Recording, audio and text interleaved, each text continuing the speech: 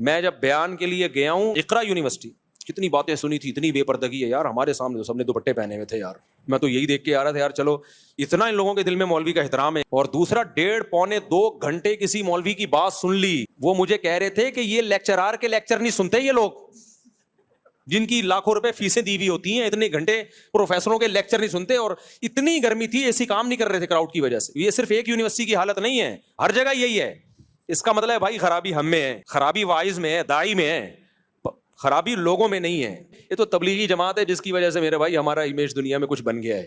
وہ محبت سے بات کرتے ہیں، اگر داعی لہجے میں مٹھاس پیدا کرے، وہ یہ بتا دے ہم آپ کے فائدے کے لیے آئے ہیں اور طنز نہیں کریں گے ہم آپ کے اوپر، تو مسلمان کے دل میں ایمان ہوتا ہے. قرآن کے الفاظ دیکھو، فذکر فإن الذکریٰ تنفع المؤمنین، آپ نصیحت کرو، نصیحت مومن کو فائدہ پہنچاتی ہے.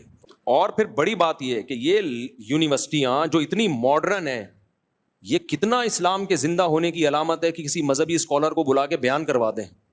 کتنی بڑی بات ہے، اس کا مطلب ایمان کی رمق باقی ہے.